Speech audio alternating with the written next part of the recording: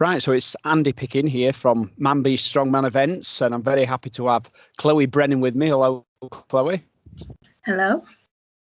And as many people might see once we post on social media or realise that it's the Chloe that was at the Highland Games on Sunday.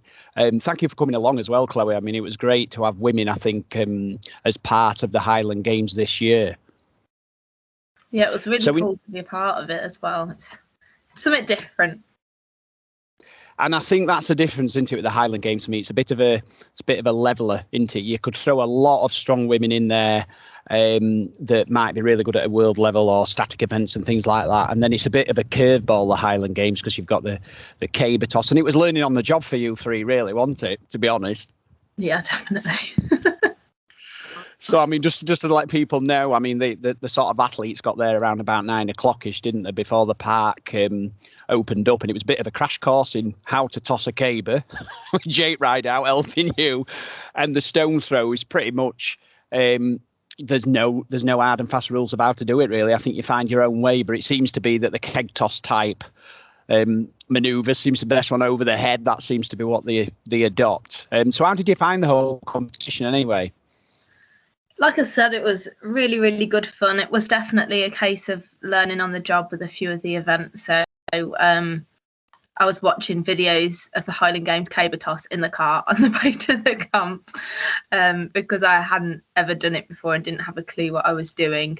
But I think that was all part of the fun, like the not knowing, because I'm so used to going into competitions knowing exactly what the events are and being so well rehearsed in them and really like breaking down the technique and being really, really technical. So it was cool to just go into an environment where there was no pressure, something that I hadn't done before, just to have fun with it. So that was really cool. The stone throw, that again, like we did have a little practice on the morning and I kind of said, oh, I can't really throw that over my head. That's not going to happen. And then ended up giving that a go, like when it was my turn on the second lift. So that was fun. And then obviously the tractor pull and the stone carrier events that are much more familiar for me. I think that showed because I just was better at them. But it was good fun just to like dust off the cobwebs on like a pull, because I haven't done a pulling competition for years. So yeah, I really enjoyed it. I think it was a good mix of events. And it was just a lot of fun. The crowd there were incredible as well. I think it's probably one of the best crowds I've competed in front of because they just loved every single second of it. And I think that's the difference, isn't it? We had a few sort of messages, didn't we, in between as well, Chloe, where we're talking about it's probably a different kind of audience at Matlock as well. It's your everyday person that might watch it at Christmas with the family. A couple of people said that to me. It's a tradition, but would never probably go to a Giants Live, Europe's Strongest Man event or those sort of things, which have mass audiences, but then there may be more of a strength contingent of fans there, as this is very much bring the kids down. Actually, we went down to the farm today and we saw a Highland Games event and we couldn't get enough of it. And that's the difference, isn't it? Yeah, definitely. And we were commenting, weren't we, Chloe? And this is where I think the women in particular did really well in terms of engaging the audience, was that it's inspirational to see Millie, Nikki and yourself do these things and be on a par with the men and showing that actually, you know, gender's no part in it. You can entertain a crowd. You are phenomenally strong. You can lift objects that other women and girls can't, but they can do. They can train and be that person like you. And I think there was a bit of role modelling there because the kids love it, didn't they? When we let them on the arena afterwards, which I think you always should make it accessible because we are approachable. The amount of picture requests, and you guys love it, don't you? It's great. And the fans love it. And it's just a really good way to end the show, isn't it? Definitely. And I just think it's so cool that so many kids got to see us women doing that, because like when I was younger there wasn't that around. You never saw women being strong and powerful. You saw women dancing. Like women's football wasn't even really a thing when I was a kid, and I think the fact that young girls and young boys are now able to see women on a platform like that doing the same things as men and it being really cool, like it's just so exciting. Like a young lad came up to me after and he was like, oh, that stone, that was like really amazing, well done. And I was like, that's just awesome, like, because that little boy's going to grow up then thinking like, oh yeah, girls can actually, like, we're not, oh, it might seem a bit like far-fetched, but like we're not seen as the weaker sex because we're doing exactly the same things that the guys are doing. And I just think it's great that an event like that gives young children such an opportunity to see that, really. And social media's played a part in that, hasn't it? We only have to look at your Instagram followers, Chloe. The platforms that we've got now have almost been the strength world was a bit of an underground sport, wasn't it? You know, it was seen on television, you know, it was big hurly men in gyms where you wouldn't go to a gym. Now gyms are more accessible, you know, the commercial, people go to the gym, and the benefits, the public health benefits, if you like, that's where I work. And in terms of strength anyway, especially for women, throughout the age course, in your 30s and 40s, where actually strength plays such a massive part in bone density, osteoporosis, that keeping flexible, keeping supple, keeping strong as you get older as well. So right through past the sport, there's a massive benefit to strength training in there. And I think, you know, demonstrating that through these games and stuff gives people that sort of inspiration to think, you know, I'm going to start getting a bit stronger, or something I might want to do. Mm-hmm. I think that's what was cool about the selection of female athletes as well, that Millie, Nikki and I are all, like, we all look totally different. We're all different ages, we're all different shapes, sizes, whatever. So whoever was there, they could likely relate to at least one of us, which was really cool. It's not like we were all one size or one certain look. Like we were talking, weren't we, about, you see big strong men and people think that to be a strong man you have to be this big burly heavy guy, and in the men as well there was lots of different sizes, and it just makes it more relatable for people to think, oh, actually I can do that because I look like them, that kind of thing. Yeah, and I think Matt Cole as well in the men's, you know, under 105, so 16.5 still quite light in strength terms, but actually that's still big. But, you know, he again, pretty much like yourself, Chloe, Stone of Destiny, smashed that event and won it. Quick, agile, and just as powerful. And then in the honorary Dinnie stones as well, just came behind Dave Thornton and broke the original record of a couple of years anyway. So again, that size and weight, strength ratio, if you like, can still be there with smaller athletes. And then obviously your vehicle pulls, you know, they'll often say mass moves mass, but then you threw that totally out the window as well, didn't you? In the tractor pull. Yeah, that's it. And it's that proving you don't have to be massive to be strong. But equally, size can, in some events, you know, play a part. It can be beneficial. You know, when you look at height, for example, in single fingers for the strongmen, tends to benefit them. Your Brian Shaws and Thors, keg toss and all that sort of stuff. But then in other events, actually being powerful and smaller and agile and quick, especially in Highland Games events, plays a massive part. Yeah. So come on then, everybody wants to know, and it was probably the most impressive thing at the show, and I'm not giving anybody any discredit there because Dave Thornton did fantastic winning that, amazing. But in terms of a crowd spectacle, in terms of getting the crowd going, that atmosphere was absolutely buzzing, and I got carried away listening to myself, near myself on the mic, you know. And I lost my voice on Friday, and I was quiet on the Saturday, and Stacey says, just stay quiet. I said, you can't though, can you? Because you've got to remember I'm a fan of it as well. What did that feel like? And I did notice when you approached that as well, yours was probably the most technical lift as well. I thought I saw how you positioned yourself, you took your time with getting it right and your stance, and then you went and lifted that amount of weight that I've seen athletes struggle with over the years. So tell us about your history with the Dinnie stones, because you have actually lifted the originals as well, haven't you?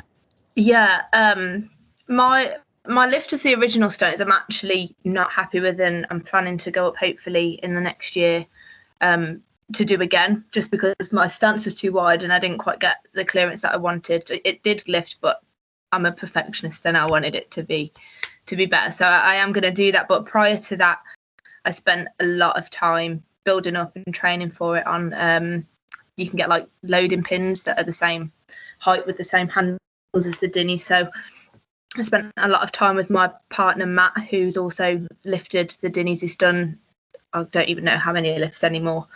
He's done them with me on his shoulders. So he knows what he's doing with the stones. I normally program him and coach him, but with the Dinnies, I let him take the reins for me. So yeah, we spent a lot of time working on a stance that worked for me, a hand positioning that worked for me. For the actual Dinnies, I trained without straps as well, so we were working on the grip that I was using. And it's such a technical lift. You don't have to be the biggest, strongest person to lift the Dinnies. And I've seen people who are really, really strong deadlifters and squatters fail the Dinnie stones, and they've kind of gone up to them thinking I can lift that because of the weight, and actually they can't, because it is so technical.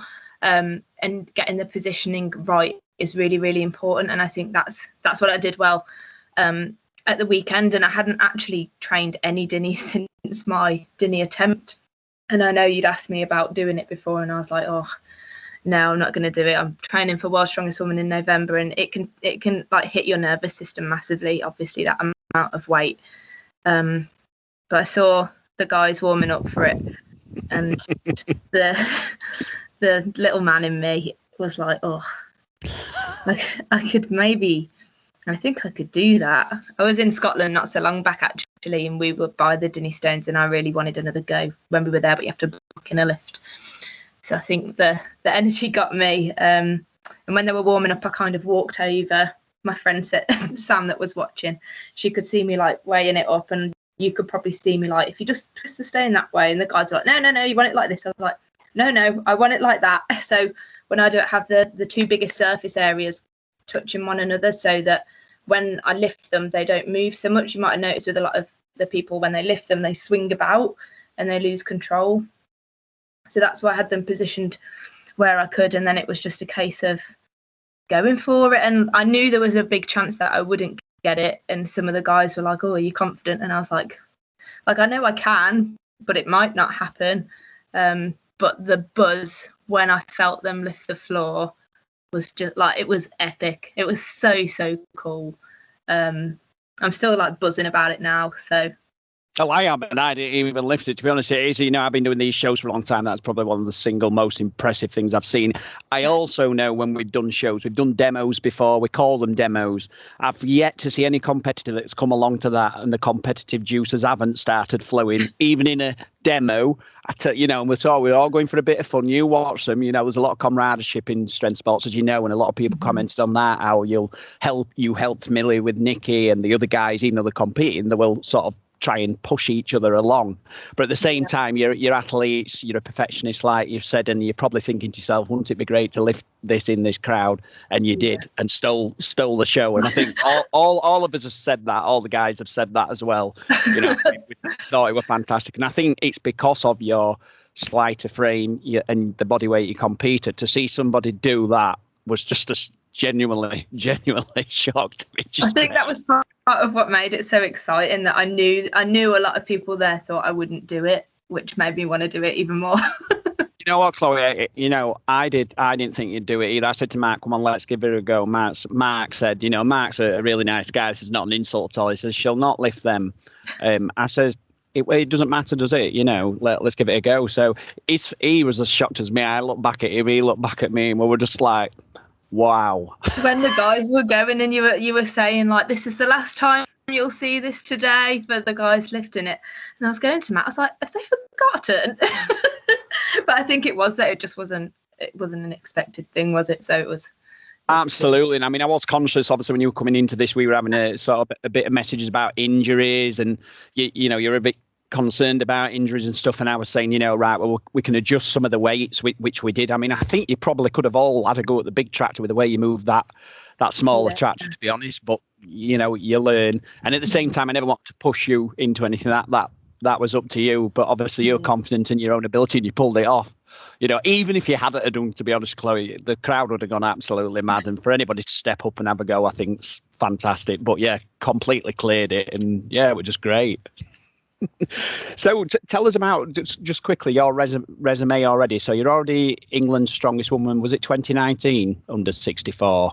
And you're in World, you said, didn't you, in November? Just tell us a bit about that. Yeah, so I've every England's strongest woman I've managed to podium somehow. Won in 2019. Then I went to the Arnold in Ohio last year and came fourth there. So that was really exciting. And then I've wanted to go to Worlds for a few years. And then obviously last year with COVID, it was called off. The year before, I think I was injured for the qualifiers, so couldn't make it. And then the years before that, I just hadn't felt ready. I thought, I don't want to go unless I know I've got a good chance of doing well. So this year, there's a few little hurdles with visas and everything because of, I don't want to go on about it, but everything that's been going on the last year. But I'm really, really excited for it. Like you mentioned earlier, I have been out with injury for a little while, and my head wasn't quite in it or letting me train like I wanted to. But I'm feeling really good at the moment. So I'm flying out in November to Daytona Beach in Florida, and I'm just hoping to have a real good time and do the best that I can. No, I think that's a fantastic attitude. So have you got any expectations, or is it, I'm going to train hard, I'm just going to get out there and I'm just going to give it 100%? Or do you thrive on the pressure? Do you like to set yourself targets? I'm somewhere in the middle. So when I first started the sport, I had in my first year, I won the regional qualifier and I came second at England's, and then I came third at Britain's. And following that, I really put a lot of pressure on myself. I've started like that, so I need to maintain that. And all this external pressure that I was putting on myself, no one else did. And I ended up really hating the sport. I would spend sessions like crying and just quite miserable. And then in my head, something just clicked. And it was that nobody actually cares. No one cares if I win, lose, whatever. I do the sport because I love it and because it's fun. I enjoy the process as much as the outcome. Like, I love training. I love seeing progress. So I have goals in mind. I have things that I want to do and achieve in the sport, but that's not the only thing that matters to me. So I would love to podium at World's Strongest Woman. That's my ultimate goal. I would love to podium at Worlds, whether it's this year, next year, year after, whatever. This year I would like to come top 10. I'd like to make the final. Would like to come higher than just the top 10, but I'm not going to say too much about that because I don't want to put that expectation on in case it doesn't happen. So I just want to go out, do what I do, have fun, be the little excited puppy that I am when I compete, and just kind of enjoy the experience, because not everybody gets to experience these things. So I'm really grateful for that. That's absolutely great. And I think, again, that shone through as well, the way that you were having fun on Sunday as well. And the guys, I mean, they always comment on this show throughout the year. It's probably one of the most fun ones, but I think it's also got more competitive each year because it doesn't lead on to anything, the Highland Games necessarily. It's not a qualifying route into any of the big competitions. But what it does do is it's a platform to engage with a big crowd. And it gets about as well on the strongman circuit as well, Peak District Highland Games champion or whatever. So it has gone from fun to still fun, but actually they really want to win it. And I saw this year with the guys as well, in particular, we're getting helping each other, but at the same time they'll come in with the game face on. I could, as soon as they're coming up, they were grilling the scorecards, as you know, because you want everything to be straight and you want your result there to be correct, which is absolutely right. So I suppose it's thanks a lot for this interview anyway, and I'm sure on behalf of everybody that's followed you now on your Instagram, and we can put a little note on this video as well from Sunday, would wish you all the best, Chloe, I think, in your endeavours in the Worlds. And if they weren't watching the Worlds, I'm sure they'll be searching the internet and trying to get a live feed or Facebook from now. I'm sure it'll be there. I think they normally stream it, so keep an eye out on Official Strongman. That's fantastic. Okay then, Chloe, thanks a lot for your time. Thank you very much. Take care.